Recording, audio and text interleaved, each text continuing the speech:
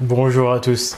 Aujourd'hui, on va parler de cette fameuse cérémonie d'ouverture des Jeux Olympiques 2024.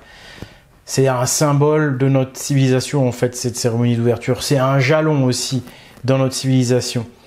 C'est vraiment, je l'ai trouvé authentique de ce point de vue, cette cérémonie. C'est-à-dire qu'elle n'a pas donné une fausse image de ce qu'est notre civilisation. Une civilisation de consumérisme, une civilisation hédoniste, où seul le plaisir, où seul l'individu compte au mépris de tout le reste et notamment au mépris des enfants. Parce que dans cette cérémonie, le plus grave, selon moi, c'est vraiment qu'on a montré des images choquantes pour des enfants. On aurait dû au minimum mettre un filigrane interdit aux moins de 12 ans. C'était le minimum. Et d'ailleurs, il y a des procès en cours contre la cérémonie d'ouverture de Paris qui sont effectués par des instances étrangères. Et c'est parfaitement légitime. Parce que, certes, cette cérémonie était vraiment pas jolie. Il y avait du wokisme. Il y avait peut-être une parodie de Jésus avec la scène de la scène sur la scène. On y reviendra. Mais vraiment, le plus grave, c'est qu'une fois de plus, les enfants sont pris en otage. Et personne, pratiquement, ne les a défendus. En France, personne ne s'est indigné de ce point de vue-là. On a eu droit à tout un tas d'indignations, mais c'est essentiellement contre le wokisme et en faveur du christianisme. Donc c'est encore une opposition communautaire. C'est toujours dans cette logique de guerre et de chaos, dans cette logique identitaire, dans cette logique d'ego, dans cette logique du moi je, nous notre communauté, vous n'avez pas à nous moquer, nous notre communauté, vous nous avez offensés.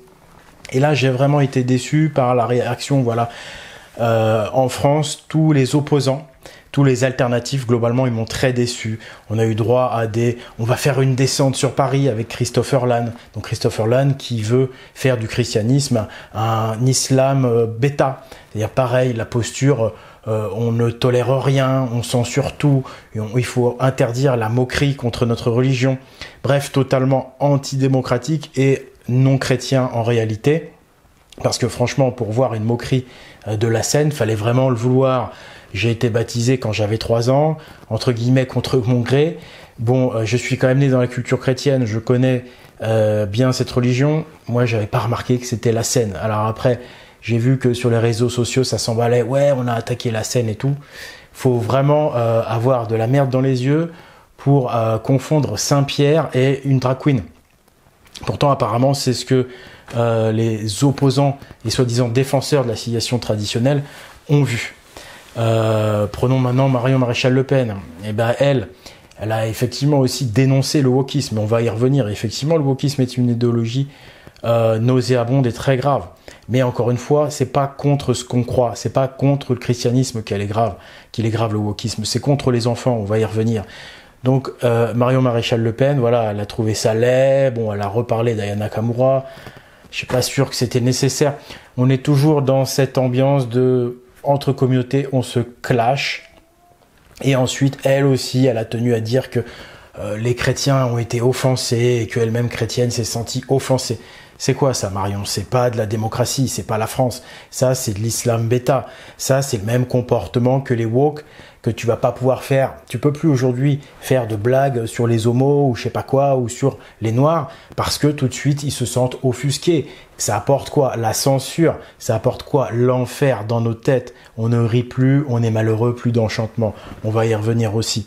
Donc cette posture victimaire et tout ramener à le christianisme contre le wokisme, je trouve ça vraiment risible comme critique. Si on veut critiquer cette cérémonie d'ouverture, il faut dire la vérité.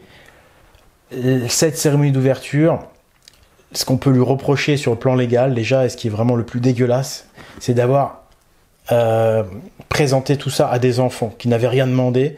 Et quand vous avez des parents parfois bienveillants quand même, ça existe, oui, qui les mettent à l'abri de ce genre de programme, là, ils se sont dit, c'est les Jeux Olympiques, allez, les enfants regardent. Et là, ils ont été exposés à des choses que tu ne dois pas exposer les enfants. La tête coupée de Marie-Antoinette, la violence, la vulgarité, l'agressivité, tout ça. Et puis surtout, les images de nudité, la suggestion sexuelle permanente, la banalisation du transgenre et de la déviance sexuelle. Je parle surtout du trio à un moment donné, parce que il faut surtout pas parler de déviance pour le reste, évidemment, mais c'est cette banalisation de la sexualité et la présenter aux enfants de plus en plus jeunes. C'est ça le fond du problème, c'est qu'en fait le vrai problème du wokisme, et qui n'est pas assez abordé selon moi, il y a deux problèmes qui sont généralement dénoncés dans le wokisme. C'est que effectivement ça peut amener à plus facilement via notamment c'est vrai qu'il y a eu le mariage homosexuel et tout, qui pourrait servir de cheval de Troie pour commercialiser des enfants qu'on achèterait sur profil de mères porteuses, de donneurs. C'est vrai que ça, il y a ce danger du commerce de l'enfant in vitro, enfin de l'enfant procréé à la demande. L'autre problème, c'est évidemment toute la banalisation de certaines choses qui pourraient être qualifiées de dérives sexuelles. Il y a vraiment cette mise en avant finalement de la sexualité à travers ces sexualités, on va dire, moins ordinaires. On vous balance en fait de la sexualité à la figure et on banalise la sexualité. Et tout type de sexualité devient normal. Et le vrai problème, c'est qu'on inculque ça dans la tête des enfants. Et là, c'est pas la cérémonie d'ouverture qui est responsable. Là, ce qui est responsable, c'est la culture qui est diffusée en permanence partout, et sur les réseaux sociaux, et dans la culture de masse, et également à l'école, dans les programmes d'école maintenant. Et c'est ça en fait que cache le wokisme, c'est qu'en fait, il est là pour créer un homme nouveau, ou plutôt un sous-homme nouveau, j'ai envie de dire, parce qu'en fait, tout ce qui fait que l'homme se différencie de l'animal, on essaye de l'annihiler. On essaie d'exacerber au maximum le côté animal, le côté survie. Vous voyez, ce côté arrogant qui pullule partout, ce côté hip-hop, là, où on vous regarde mal de haut, comme ça, où on vous humilie quand on a réussi à un beau panier, où là, je voyais l'équipe de France. C'est pas normal quand vous avez un joueur de l'équipe de France qui gagne un duel à l'épaule, l'Argentin tombe, et qui fait comme ça un gros gorille en regardant le mec par terre pour l'humilier. Je sais pas si c'est ridicule ou si c'est juste, comment dirais-je, pas chevaleresque. Vous voyez ? Bref, il y a vraiment tout est sale. C'est vraiment, ce sont des animaux. On incite la jeunesse à se comporter comme des animaux. On incite les jeunes à se rabaisser les uns les autres, à s'humilier. C'est vraiment, on est loin de l'esprit français, on est loin de l'esprit chevaleresque, mais l'esprit français, c'est pas non plus cet esprit religieux puritain qu'on voit partout aux États-Unis et qui ne pense qu'à condamner celui qui n'a pas respecté telle coutume religieuse. La religion, c'est pas de l'apparence. Je voyais aussi ceux qui se révoltaient, pareil, pour dire oui, mais regardez, on a interdit le voile. La religion, c'est pas je porte le voile ou pas. La religion, c'est pas des apparences, c'est pas des codes, c'est pas moi je suis de telle communauté, c'est pas moi je. Vous voyez, on ramène tout au moi je, à regarder les autres comme ça de haut. On sépare les gens les uns des autres et surtout on nous prive et on prive nos enfants. J'y reviens, on prive nos enfants de leur enfance. Moi, je voyais, je vois des enfants de 5-6 ans qui croient qu'il faut être en couple, ou qu'il faut être en couple, ou que c'est normal d'être en couple à 6 ans. Et tu vois que dans la classe, tous, ils choisissent un partenaire. Ah bah moi, je suis en couple avec telle personne. Et tout à coup, tu t'aperçois que y a un discours comme ça, des enfants qui disent, bah moi, tu vois un garçon, un copain, il dit, moi, je suis en couple avec un autre copain. Tu te dis, mais il y a un problème, vous êtes deux garçons. Alors, bah non, la maîtresse, elle a dit qu'on avait le droit, que c'était normal. Ouais, parce que la maîtresse, elle répète bêtement la propagande qu'on lui inflige. Et si tu veux t'opposer à ça, bah tu vas avoir affaire au lobby woke, tu vois. Donc en fait, qu'est-ce qu'on fait ? On est en train de banaliser la sexualité et surtout, on veut que les enfants accèdent à la sexualité de plus en plus jeunes et surtout, on veut qu'ils considèrent la sexualité comme quelque chose d'accessoire, comme un plaisir comme un autre, comme un jouet comme un autre. Tiens, je peux être en couple avec un homme ou avec une femme. Tiens, on peut être en couple à 3. Ils savent même pas, les enfants à cet âge-là, ce que c'est finalement que le désir. Ils n'ont pas de désir à 6 ans. Et tant mieux. Parce que cette période, elle est là, on est là pour s'émerveiller. On n'est pas là pour la compétition sexuelle. Il faut savoir que plus un enfant est exposé tôt à la sexualité, s'il est exposé trop tôt, il y a des chances qu'il ait des dérives, qu'il soit infidèle, qu'il soit dépendant du sexe. Ou... En fait, la sexualité, on veut nous faire croire que c'est comme n'importe quel plaisir, et on veut nous faire croire que les enfants y ont droit aussi. Mais en réalité, c'est vraiment une opération de destruction de l'enfance, de nos enfants, et donc de notre civilisation. Parce que en poussant nos enfants à une sexualité extrêmement précoce, et en plus pas du tout traditionnelle, eh bien, on crée d'autres types de personnes. On crée des gens qui ne vont pas se développer comme ils le devraient. Je vais vous parler du rêve, du monde du rêve. Je vais vous parler de l'enchantement. La période de l'enfance, c'est la période où on s'enchante. C'est la période où on rêve. C'est la période où on aime le beau, où on voit la vie en rose, où on s'imagine chevalier, où on s'imagine princesse. Et ça vaut vraiment tout l'or du monde. Parce que c'est ce qui va former l'esprit du futur adulte. Et entre autres, c'est également ce qui va permettre à l'adulte, une fois donc adulte évidemment, ce qui va permettre à l'adulte de s'émanciper de cette prison psychologique dans laquelle nous sommes enfermés actuellement. Vous savez, moi, cette cérémonie d'ouverture, finalement, je la trouve bien parce qu'en fait, elle n'a pas menti. Elle a joué son rôle de montrer ce qu'était notre époque. Et on est une époque de dégénérescence. On est une époque malsaine moralement. De présenter ces choses à des enfants, c'est programmer l'être humain pour aller vers l'animalité. Parce que la sexualité, elle est en rapport avec l'animalité lorsqu'elle est exacerbée, lorsqu'elle est déviante. Et la sexualité, c'est ce qui précipite à l'âge adulte. Et donc, en suggérant très fortement une sexualité de plus en plus tôt aux enfants, on les prive de leur enfance. Et pourquoi on veut les priver de leur enfance, nos enfants ? C'est parce qu'en fait, toute cette partie enchantement qu'ils doivent développer pendant l'enfance et l'adolescence, en les en privant, on les prive d'une spiritualité potentielle. On les prive de la vision spirituelle du monde, c'est-à-dire d'une vision avec plus de recul. C'est ça qui peut donner un sens à nos vies. C'est les belles histoires, c'est le côté chevaleresque, c'est ça qui donne un sens à nos vies et c'est ça qui nous permet de nous élever au-dessus des désirs, au-dessus de la société de consommation finalement et au-dessus de cette idéologie mortifère qu'est le wokisme, mais mortifère parce qu'elle s'attaque à nos enfants insidieusement et non pas parce qu'elle est exposée à la vue d'adultes. Les adultes, c'est pas trop grave, c'est moins grave. Et non pas parce qu'elle attaque le christianisme ou les autres religions.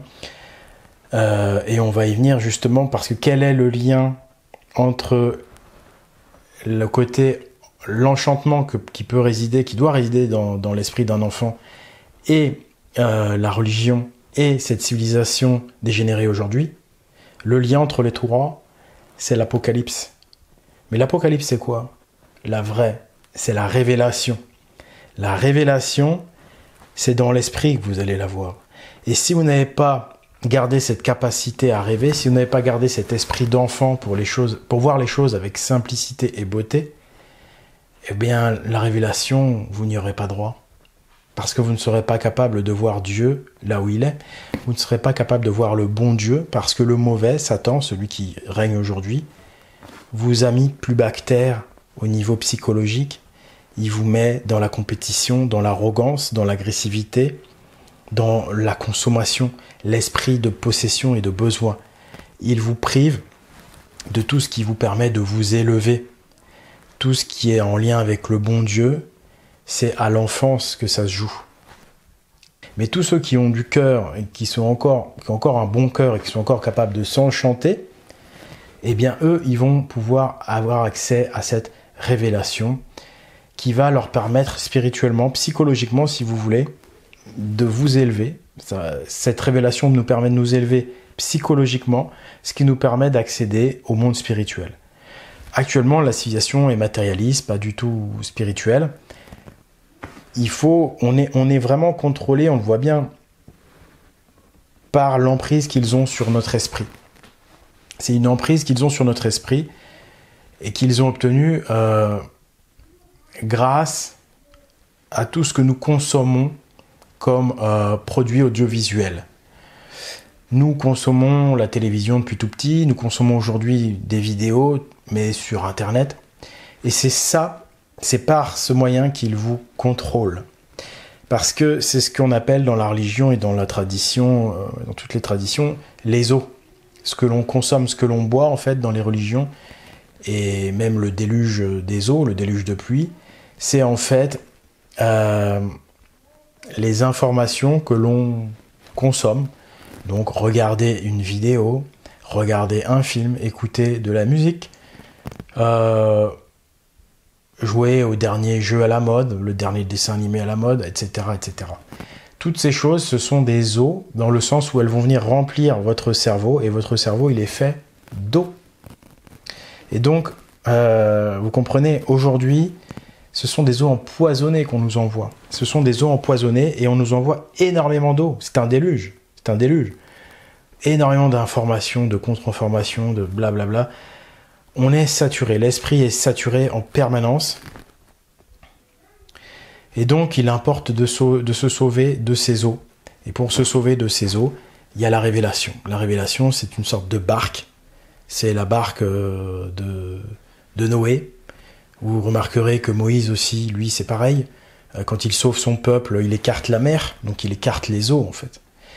Et cette révélation, ce qu'elle vous apporte, ce code des pyramides, qui vous apporte la révélation, en tout cas, je le crois, et j'ai pas mal de raisons de le croire, et j'ai reçu, et vous avez été témoin d'un signe qui témoigne en ma faveur, avec l'épée du Randall.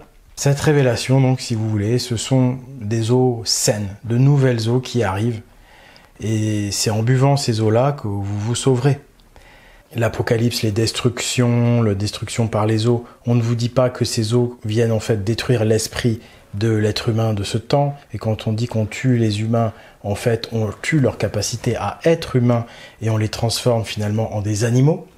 Actuellement, on peut observer vraiment que la jeunesse est de plus en plus en train de devenir comme des animaux. Donc quand vous entendez que on tue les enfants mâles, que le roi Hérode tue les enfants mâles parce qu'il a entendu dire qu'un dénommé Jésus va devenir roi à sa place, en fait, il ne les tue pas physiquement, il fait exactement ce qui est en train de se produire actuellement. C'est-à-dire qu'il les tue en leur envoyant des eaux empoisonnées, il les tue psychologiquement en les empêchant d'accéder à l'élévation et en les rabaissant plus bas que terre, en les transformant en animaux par cette sous-culture urbaine et j'en passe. On n'a plus le droit de rien dire de toute façon, donc je ne vais pas les nommer, mais vous imaginez bien ce à quoi on peut faire référence. Et puis maintenant, tout est comme ça, et c'est même plus une question de culture urbaine ou pas. Il suffit de regarder Netflix 5 minutes pour s'en apercevoir.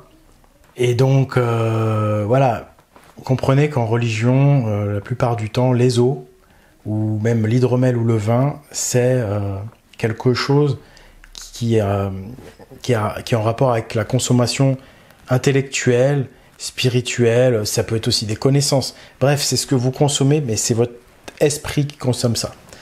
Par exemple, l'hydromel dans l'EDA, l'hydromel, en fait, c'est de la connaissance. C'est très bon, l'hydromel, on va dire. C'est meilleur que l'eau, entre guillemets, c'est plus luxueux que l'eau. Et donc, l'hydromel, c'est la vraie connaissance. La vraie connaissance qui est liée justement à cette fameuse révélation qui est chrétienne aussi. Donc, c'est là où la révélation est vraiment exceptionnelle et que c'est une révélation, c'est qu'elle elle fait partie non seulement du christianisme, mais aussi de l'odinisme, et pas seulement. Elle n'est pas seulement chrétienne, en fait. Et donc, voilà, aujourd'hui, il faut se prémunir contre les eaux empoisonnées qui nous sont envoyées. Cette cérémonie d'ouverture c'en était encore. Et si vous voulez consommer des bonnes eaux, bah évidemment, lisez l'Eda, lisez pourquoi pas l'Apocalypse aussi. Vous verrez que c'est pas ce qu'on vous raconte, ce qui est écrit dedans. Et puis, si vous voulez m'aider à faire cette activité, eh bien, n'hésitez pas à consommer cet excellent hydromel, le Odin. C'est ma marque d'hydromel que j'ai créée. Donc, symboliquement, vous pouvez dire qu'en buvant de l'hydromel, vous consommez des bonnes informations pour votre esprit. Bon, là, évidemment, c'est simplement symboliquement, parce que là, c'est du vrai hydromel. Vous n'allez rien apprendre en le buvant, mais vous allez me soutenir. Et moi, évidemment, en retour, je vous envoie des informations pour votre esprit qui, elles, sont saines, qui, elles, sont effectivement le fameux hydromel de Odin, le fameux hydromel de la source de Mimir, qui est la bonne information, les bonnes eaux qui arrivent au moment de la révélation. Donc voilà, tout ça pour vous dire effectivement que je fais cette activité très difficile, mais que j'ai besoin, comme tout le monde, de vivre dans ce modèle de civilisation. Et donc, vous êtes invité à me soutenir en lisant la description de la vidéo. Il y a différents moyens. Vous pouvez acheter l'hydromel, vous pouvez faire des dons. J'espère que cette vidéo aura été suffisamment claire. De toute façon, ensuite, je vais sûrement en refaire une ou deux. On va étudier la symbolique, les symboles de cette cérémonie et notamment de la fameuse scène de Léonard de Vinci. C'est-à-dire, elle, on va l'étudier au sens propre, la vraie scène de Léonard. Voilà. Essayons d'utiliser la force de notre adversaire contre eux. Ils ont peut-être parodié un petit peu la scène. Eh bien, étudions vraiment la scène. Qu'est-ce que c'est que la scène ? Allez, je vous dis à la prochaine fois. Au revoir.